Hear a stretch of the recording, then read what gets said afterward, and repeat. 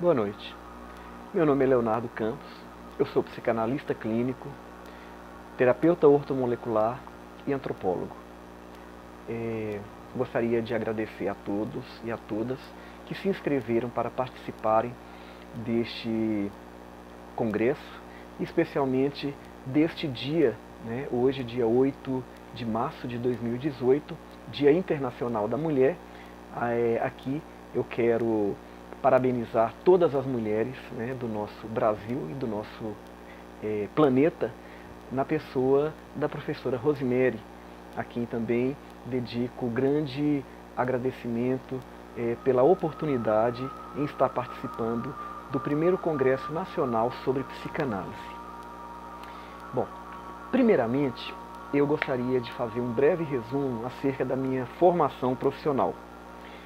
Eu sou historiador, graduado em História pela Universidade Estadual de Montes Claros, Minas Gerais, pós-graduado ainda pela Universidade Estadual de Minas Gerais, em Montes Claros, Unimontes, e mestre e doutor pela Universidade Internacional de Andalucía, em Sevilha, na Espanha. Mestre e doutor em Antropologia Social. Ainda, continuando com a minha formação, eu me formei em Psicanálise Clínica pela Faculdade de Teologia e Psicanálise do Sul de Minas e me especializei em Psicanálise Clínica Integrativa voltada para o tratamento infantil pela Universidade de Lisboa, Universidade Nova Lisboa, em Lisboa, Portugal. Também sou formado em Terapia Ortomolecular pelas Faculdades Integradas Hélio Alonso, no Rio de Janeiro, faixa, onde temos aí a coordenadora, a doutora Heloísa Bernardes, e também sou médico naturopata pela faixa, Faculdades Integrada Hélio Alonso, no Rio de Janeiro, em parceria com a Academia Europeia de Medicina Natural em Paris, França. Também tenho formação em fitologia e fitoterápicos, fitoterapia pela Universidade Nova Lisboa, em Lisboa, Portugal. Bom, o tema da minha palestra será a integração das ferramentas da clínica psicanalítica para os pacientes da clínica ortomolecular. A priori, eu gostaria de fazer um breve enunciado acerca do que me levou a trilhar o caminho da psicanálise após uma formação como docente. Eu fui docente universitário por alguns anos em diversas universidades, e prossegui com a minha carreira acadêmica, tanto aqui no Brasil quanto na Europa. Morei 8 anos na Espanha, e ali eu conheci duas ferramentas que iriam mudar a minha vida, dois vieses que iriam refazer toda a minha forma de pensar enquanto ser humano. Uma delas foi a psicanálise, que eu conheci na Espanha, e a outra foi a medicina ortomolecular.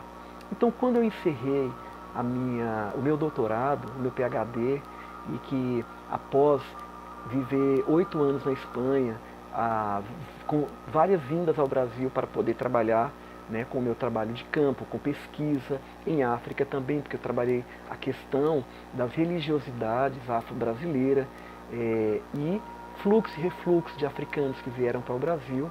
Então eu tive muito contato com africanos na região da África Setentrional, Benin, Guiné-Bissau, Nigéria, e ali dentro da universidade também de Lagos, na Nigéria, eu acabei voltando este meu olhar cada vez mais antropológico para a questão do eu, as questões da existência humana, quando eu me deparei com uma disparidade muito grande com relação à existência e condições de vida em rincões de África, Europa e América Latina, especialmente o Brasil.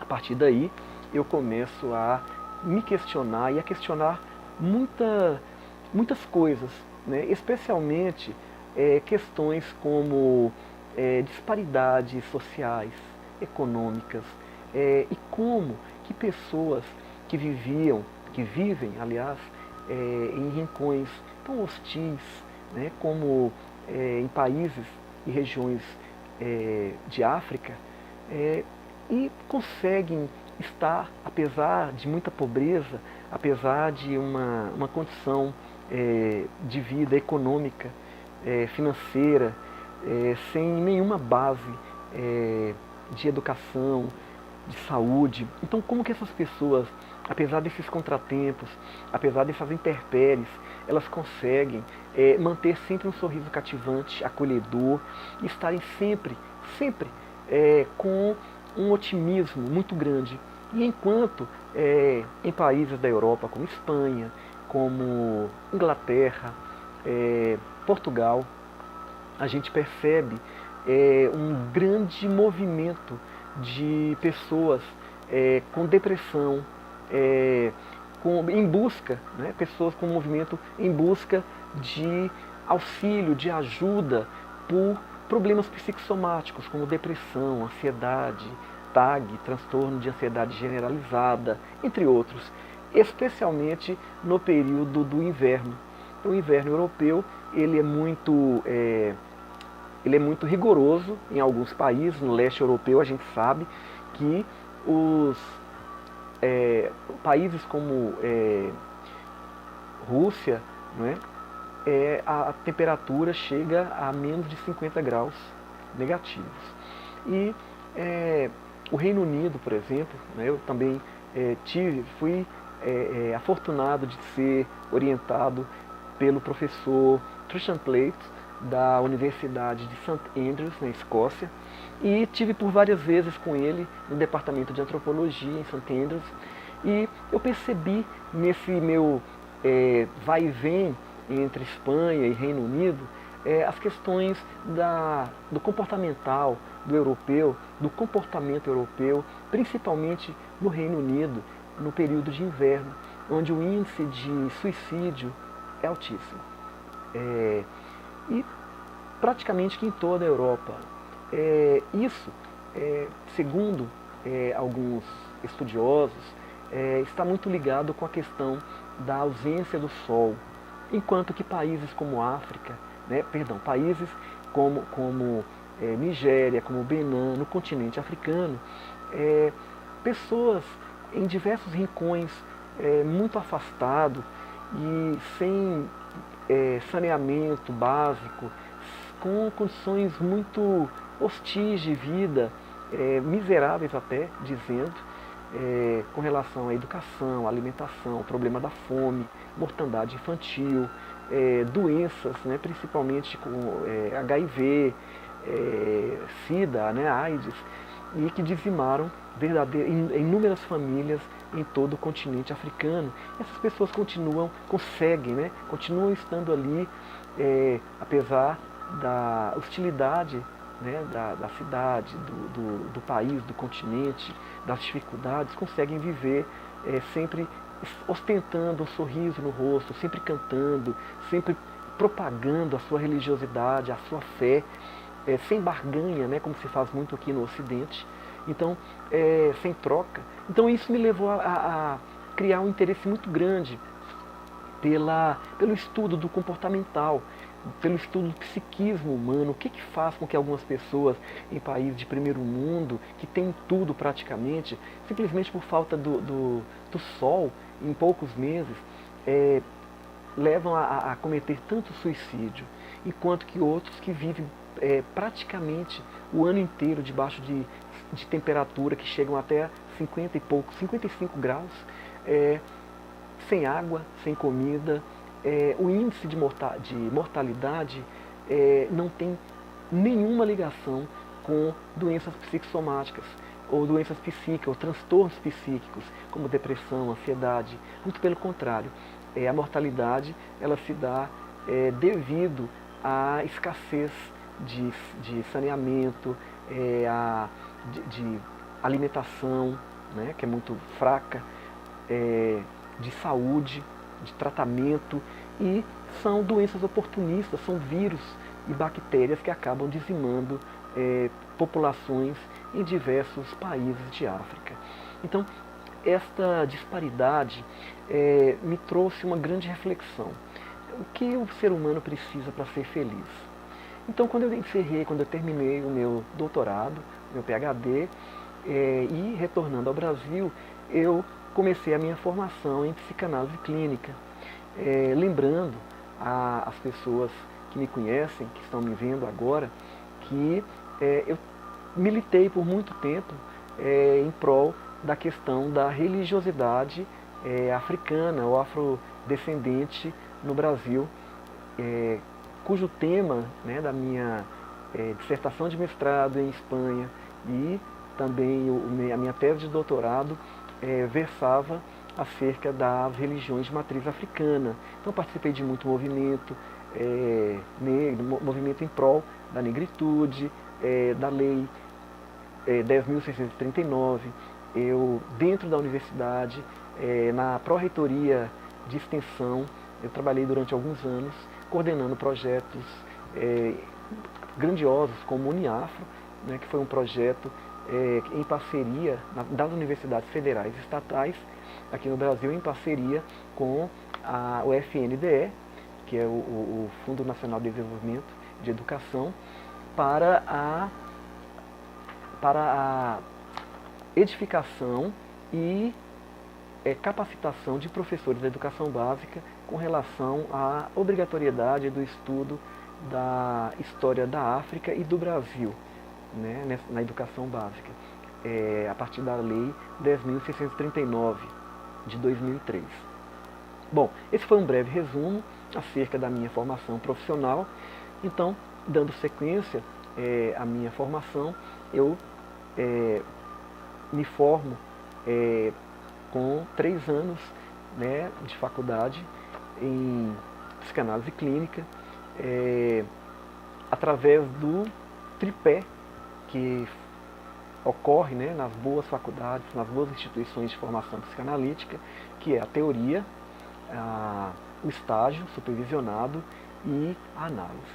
Então, o psicanalista, ele precisa, além da parte teórica, ele precisa da prática, que a gente tem determinadas horas de estágio supervisionado, e também para consumar todo este aprendizado, a gente precisa, enquanto psicanalista, enquanto estudante de psicanálise, futuro psicanalista, a gente precisa passar por uma determinada carga horária de análise, para a gente poder tratar o que Freud chamava de recalques. Então, a partir desse tempo, onde a gente começa a fazer análise, uma análise com um professor ou psicanalista indicado pela faculdade, a gente começa a trabalhar os nossos recalques. E aí, depois de um certo tempo, a gente já está pronto para começar a atender a outrem, ou seja, as outras pessoas. Lembrando que um psicanalista, a partir do momento em que ele encontra a psicanálise, que ele conhece, descobre a psicanálise, que é nada mais, nada menos que um autoconhecimento, porque a psicanálise ela não existe para te dar respostas, ela existe para que você se questione, para que você encontre as suas respostas. Então, a psicanálise ela é integrativa, e eu posso dizer que ela é latente na minha vida, né? Eu não parei de fazer análise, continuo fazendo análise. Hoje o meu terapeuta é o Dr. Manuel, em Belo Horizonte. A gente faz sessões via Skype, e eu trabalho com psicanálise clínica e também com terapia ortomolecular e medicina natural. Bom, com relação ao meu trabalho, eu tenho uma clínica aqui em Montes Claros, no norte de Minas, onde eu atendo diariamente, e o meu público-alvo, né, os meus pacientes, eles têm idades variadas. Eu atendo público infantil, adolescentes de uma forma geral e adultos, e até mesmo idosos, terceira idade adiante. Além do meu atendimento clínico aqui em Montes Claros, eu também atuo em 2 outras clínicas em cidades aqui próximas.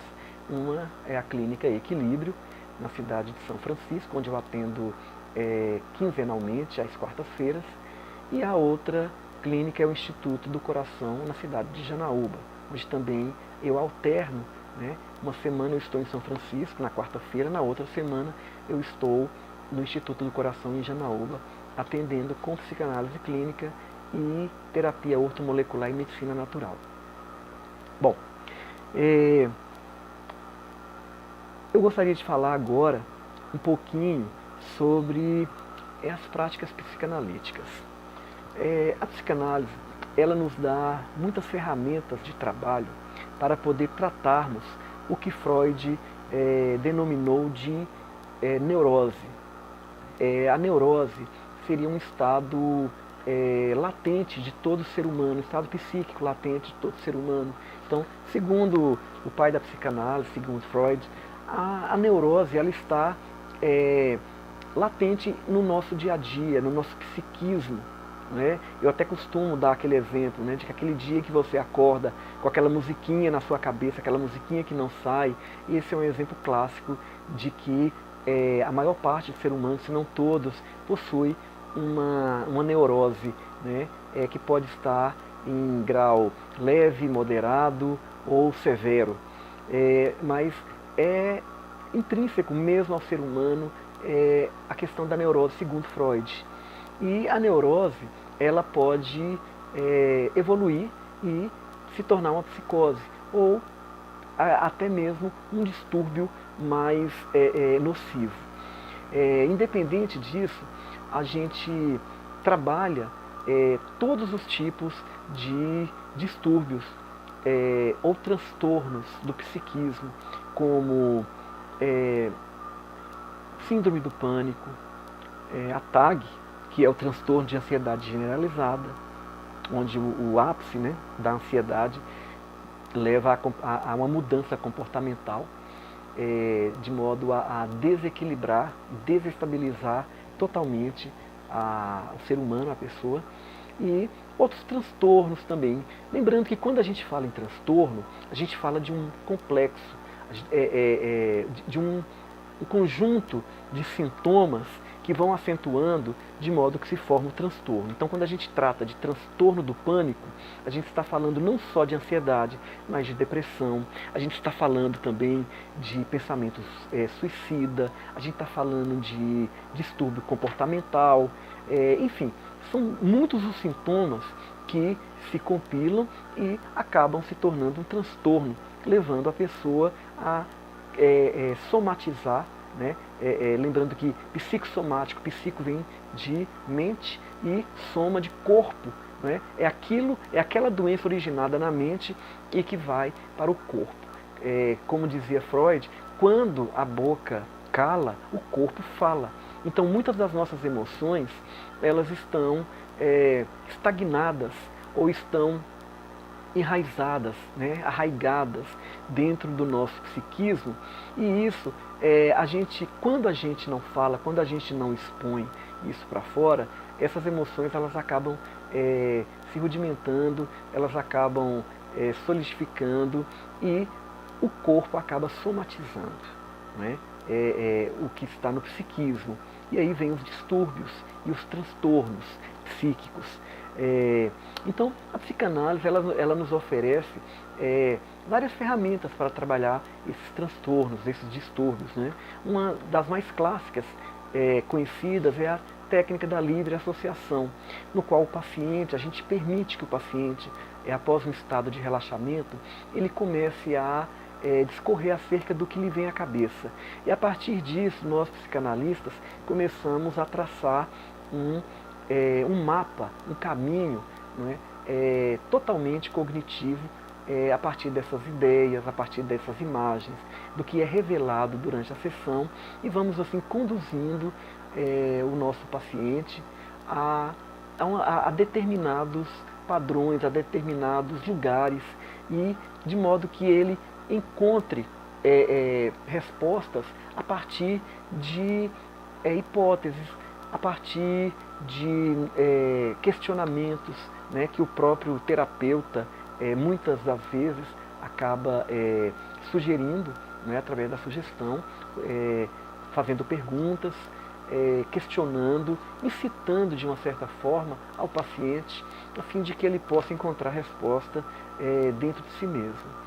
E a técnica de livre associação é uma técnica clássica usada pela psicanálise. A gente tem ainda a hipnoterapia, né, que foi usada muito por Freud e que depois de um certo tempo, quando ele viu que não estava mais surtindo efeito para o propósito dele, ele abandona a hipnoterapia. Lembrando que a hipnose, ela vem muito antes de Freud, muito antes da psicanálise, né? Ela é uma prática milenar até. Então, além da técnica da livre associação, da hipnose, da técnica dissociativa, enfim, são várias as ferramentas que a psicanálise ela nos oferece para que possamos atender ao nosso paciente de uma forma assim, objetiva e eficiente no tratamento dos recalques, né, dos distúrbios aí emocionais. E entrando de vez na questão da temática, que é essa integração da ferramenta da psicanálise clínica com a clínica ortomolecular, então, como que eu consegui, como que eu resolvi integrar essas duas ferramentas, essas duas metodologias, né, essas duas práticas, que é a psicanálise e a medicina ortomolecular. Bom, falando um pouco sobre medicina ortomolecular, ou clínica ortomolecular, ou terapia ortomolecular, não importa. A medicina ortomolecular, ou ortobiomolecular, ela foi criada por um químico americano chamado Linus Pauling, no início do século XX. E Linus Pauling, em 1954, ele ganha o Prêmio Nobel de Química. Então, e em 1962, Linus Pauling ele ganha também o Prêmio Nobel da Paz por ter trabalhado tanto contra os testes nucleares no mundo, tá? E principalmente durante toda a Guerra Fria também, né? Futuramente, mais à frente, ele vai trabalhar muito essa questão do estrago para a humanidade que seria o uso da bomba atômica e dos testes nucleares. Então, a gente tem aí, a partir do conhecimento do químico americano, que logo depois vai para Copenhague e no Canadá, e acaba fazendo um estudo muito grande em várias universidades europeias e acaba disseminando por lá essa ideia da ortobiomolecular, né, da medicina ortomolecular e do tratamento orto ou biomolecular.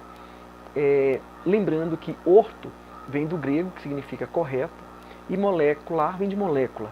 Então, o que seria a clínica ou a medicina ortomolecular? Nada mais, nada menos que alimentar-se de forma correta. De modo que, como já dizia o pai da medicina na Grécia Antiga, que a sua alimentação seja o seu remédio e que o seu remédio seja a sua alimentação. Então, essa é uma frase muito conhecida, né, por Hipócrates, o pai da medicina, né, na Grécia, que já há milênios já pregava essas considerações acerca de que a nossa alimentação ela contém toda a estrutura nutricional, não só para a nossa sobrevivência, mas também para tratar e impedir, o que é mais importante, o que é mais interessante, impedir que doenças se manifestem no nosso corpo. Então, o pai da medicina, na Grécia Antiga, Hipócrates, ele já dizia que o seu alimento seja o seu remédio e que o seu remédio seja o seu alimento. Então, a partir desta máxima, o Linus Pauling ele começa a perceber que nós temos, através de um hábito errado ou errôneo de alimentação, a prática de intoxicar o nosso organismo com metais pesados. Então, através de muitos estudos quânticos, ele começa, através de vários exames, a perceber que a oxidação das células, no corpo, elas são responsáveis, esse processo oxidativo, pelo grande número de câncer que começa a estourar, a eclodir a partir da segunda metade do século XX. E que todas essas doenças, como câncer, elas se dão através da oxidação das células por contaminação de metais pesados. Metais como cádmio, metais como o alumínio, metais como o cobalto, metais, enfim, são muitos metais que Linus Pauling vai detectar em nosso organismo, e que esses metais absorvidos a longo tempo, a pouco e pouco, mas constantemente, através, por exemplo, de maus hábitos, como o cozimento de alimentos em panelas de alumínio durante anos e anos e anos, vai levando para o nosso organismo uma contaminação de alumínio, um excesso de alumínio que vai nos contaminar e provocar a oxidação das células, levando assim a doenças como câncer ou degenerativas, como Parkinson ou Alzheimer. Foi encontrado também em pesquisas que o Pauling fez, que no amálgama dos dentes, das antigas obturações, hoje em dia quase já não se usa mais, muito chumbo, e esse chumbo intoxicou muitas pessoas que tiveram câncer de esôfago, câncer de estômago e câncer de reto, enfim. Então ele chegou a uma conclusão de que a nossa alimentação era, a nossa boca, ou melhor, era a porta de entrada de diversas doenças silenciosas que iriam futuramente, que a longo tempo iriam se manifestar já em estágio de degenerativo, já em estágio de não tratamento, de não mais ter condições de ser tratada, como acontece com o câncer, como os tumores malignos, que quando geralmente são descobertos, já não tem mais condições de serem tratadas, ainda que com radioterapia, com quimioterapia, quando se descobre em estágio já avançado, o tratamento ele é ineficaz, levando a óbito assim, milhares de pessoas em todo o mundo.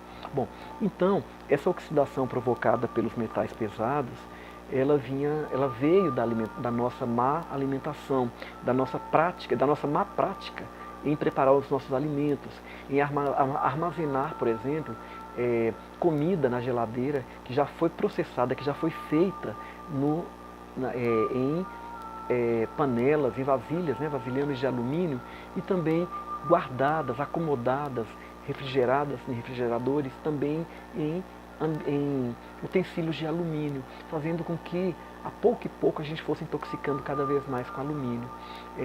Bebidas em caixinhas, por exemplo, que são revestidas, como leite, suco, que são revestidas por uma camada de alumínio, também levam a essa intoxicação por metais pesados, entre muitos outros tipos de intoxicação.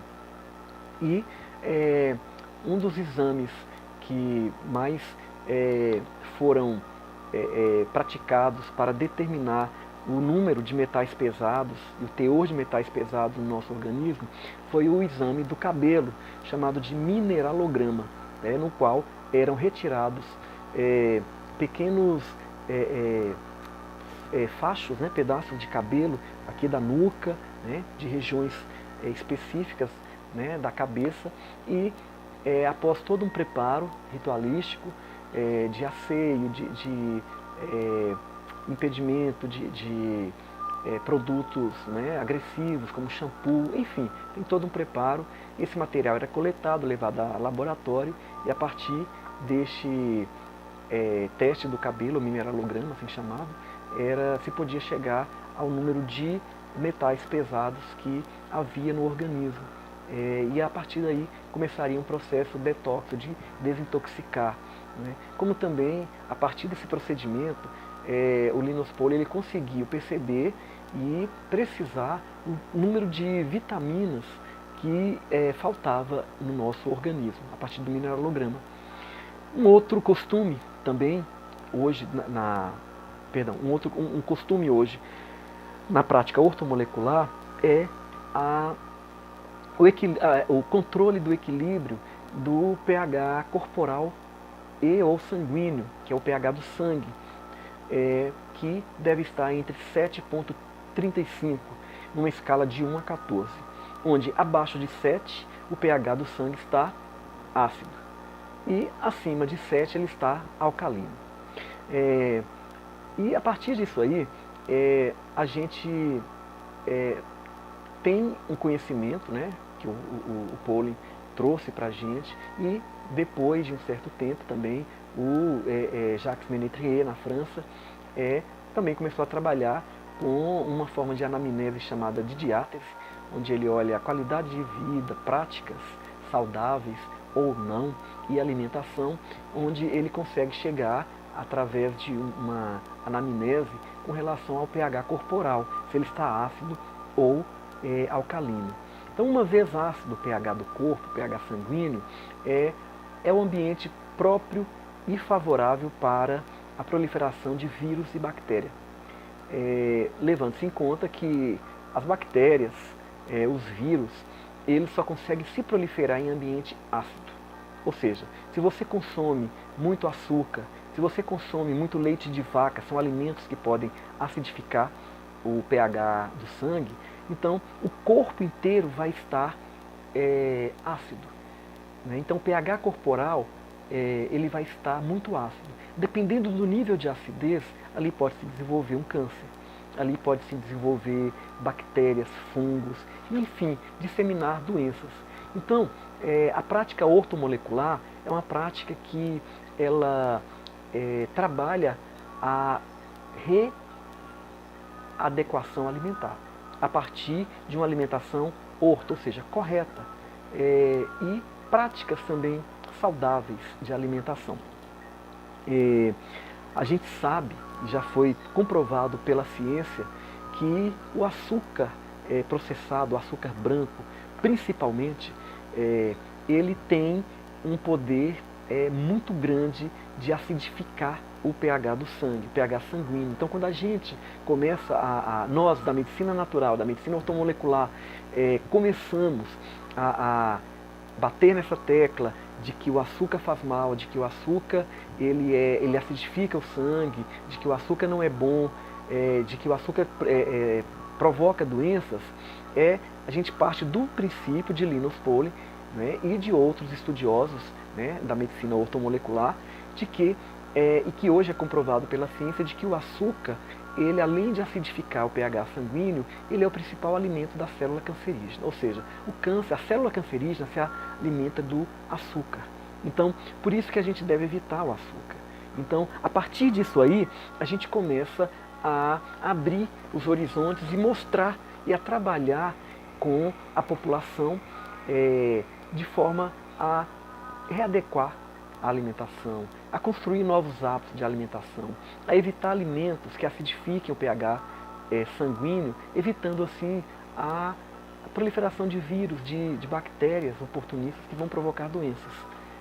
Então, alguns alimentos como a carne vermelha, o leite da vaca, o açúcar propriamente dito, a batatinha, a batata inglesa, né, que tem um alto poder de putrefação, a laranja, né, que também no estado in natura, ela tem um teor, né, um pH totalmente alcalino.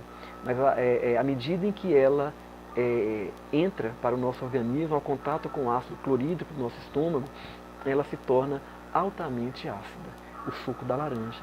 Né? Ao contrário do limão, que in natura ele parece ácido, mas internamente, ao contato com o ácido clorídrico do nosso estômago, ele se torna alcalino. Então, assim, alguns alimentos a gente vai evitar e conscientizar as pessoas cada vez mais da nocividade desses alimentos. Não, como eu já falei aí, a gente tem, além desses alimentos que podem também acidificar o nosso pH, hábitos, né?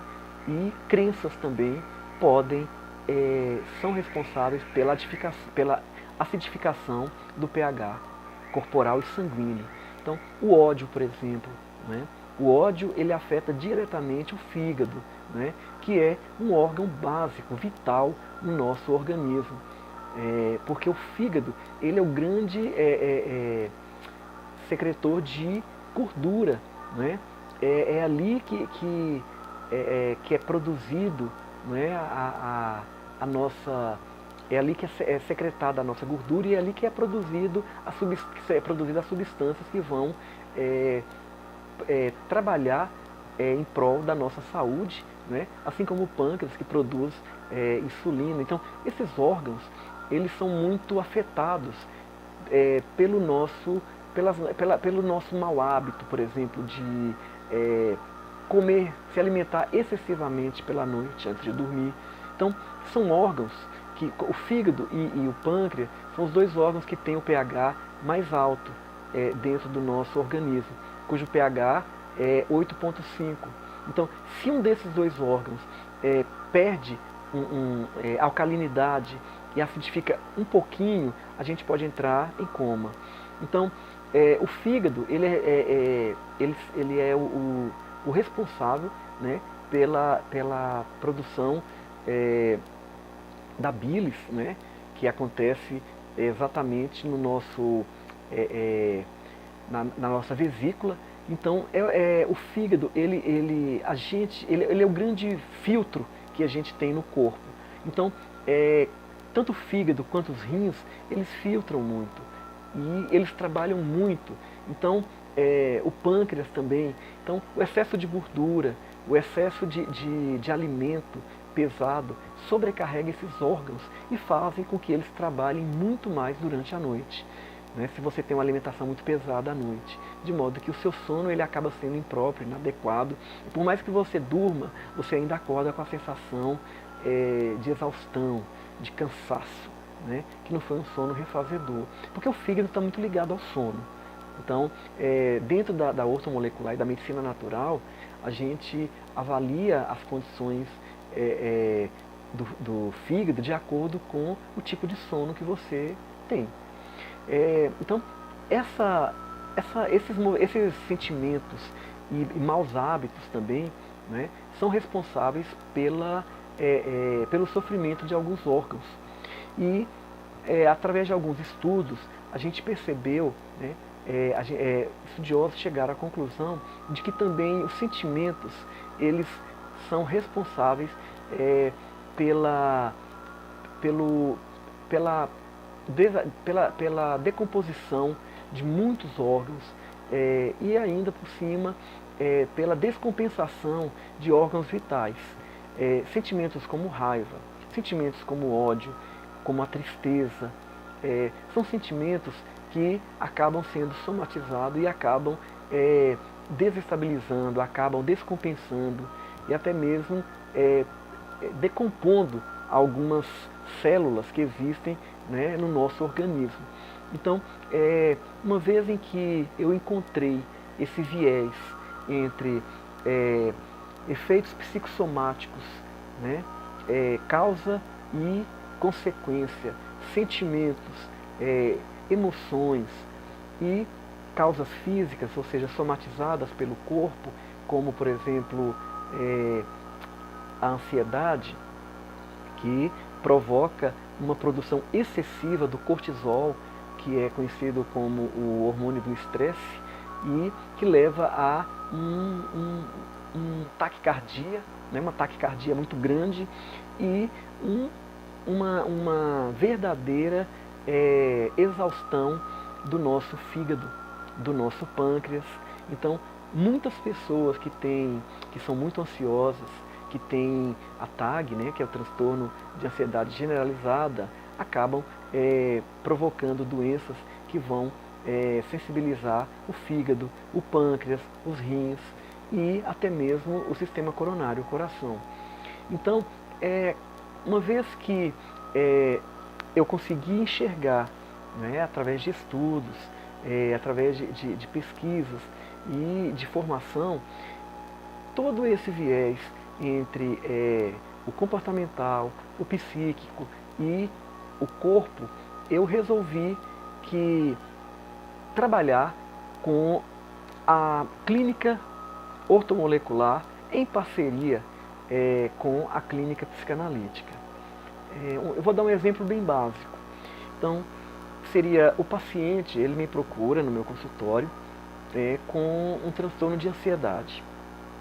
E após uma anamnese, né, após uma primeira entrevista com essa pessoa, com esse paciente ou essa paciente, eu começo a perceber que ela, além de estar descompensada emocionalmente, ela começa a apresentar, por exemplo, distúrbio do sono, ela não dorme direito. Então, se ela não dorme direito, eu já vejo que o fígado dela está comprometido, ela está comprometendo o fígado, ou vice-versa, ou o fígado está comprometendo a qualidade do sono. Não é? Então, se ela está comendo demasiadamente, eu automaticamente percebo que o pâncreas também já está comprometido. Por quê? Porque vai ter que produzir muita insulina para poder levar aquela quantidade de glicose, né, que fica no sangue para as células, a fim de que a pessoa não se torne diabética ou pré-diabética. E o número de diabéticos, de pré-diabéticos na nossa sociedade contemporânea é muito alta. Por quê? Porque as pessoas se alimentam muito mal, com muita gordura e com muito carboidrato. Lembrando que esse carboidrato, seja pão, seja trigo, seja cevada, enfim, o carboidrato ruim, ele rapidamente, o arroz também, né, alguns cereais, rapidamente se torna glicose. Então, fazendo assim com que o pâncreas ele chegue numa exaustão que não consiga mais produzir insulina para tanto açúcar que fica no sangue. Então ele não consegue levar aquele açúcar para a célula. E aí acontece o que a gente conhece de diabetes tipo 1 ou tipo 2 e todas as consequências dessa terrível doença. Bom, então, a partir dessa premissa, eu comecei a perceber que o paciente que sofria ou sofre de transtornos emocionais, transtorno psíquico, ele precisa também de uma reeducação alimentar.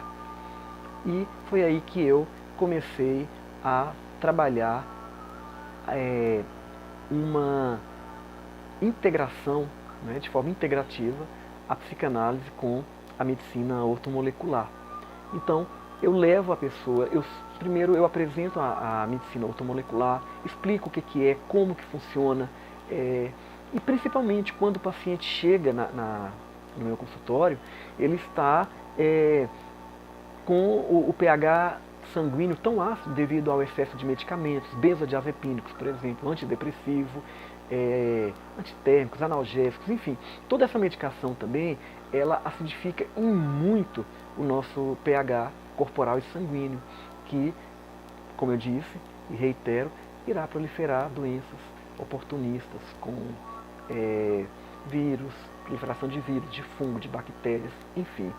Então, eu apresento a clínica ortomolecular, o procedimento, a terapêutica ortomolecular e sugiro à pessoa que faça uma diátese, que passe por uma entrevista, por uma anamnese, né, por uma avaliação ortomolecular em determinado dia. E a partir dali, ela passa por uma avaliação ortomolecular, onde através do exame, né, da urina ou do pH da saliva, eu consigo avaliar, né, se o pH está muito ácido, e começo já uma dieta alcalina, a fim de alcalinizar o pH corporal e sanguíneo daquela pessoa.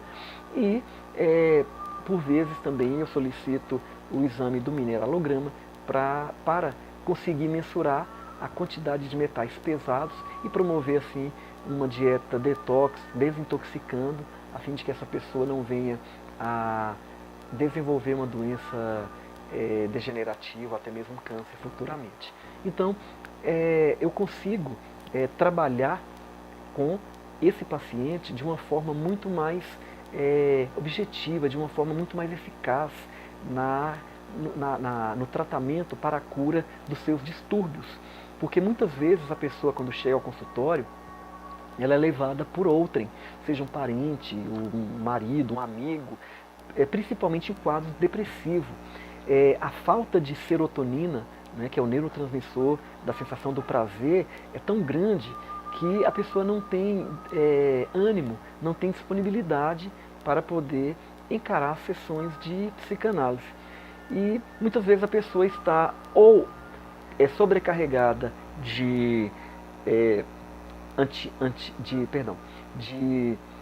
medicamentos, né, antidepressivos, como fluoxetina, sertralina, enfim, outros, né, que são promotores, né, de formação de neurotransmissores, de serotonina, noradrenalina, né, que é um outro hormônio também, né, que produz bem-estar, que produz atividade, ação, sensação que tira aquela sensação de morbidez. Ou muitas das vezes a pessoa está viciada em benzodiazepínicos, que são chamados tarjas pretas, né, para dormir, e que já não tem mais nenhum poder, né, de promover um bom sono, né, e o que a gente percebe é uma dependência química em cima de uma medicação, onde o médico, ele acaba, o psiquiatra acaba aumentando cada vez mais aquela dose e a pessoa cada vez mais sem conseguir dormir. Então a gente começa a mudar tudo isso aí com a ortomolecular, através de práticas, de sugestões de atividades físicas, sociais, religiosas também. E havendo necessidade, eu entro também ainda com a fitoterapia nesse tratamento, né? Porque nós temos medicamentos fitoterápicos 10 vezes mais potentes, né? No caso, por exemplo, de ansiolíticos,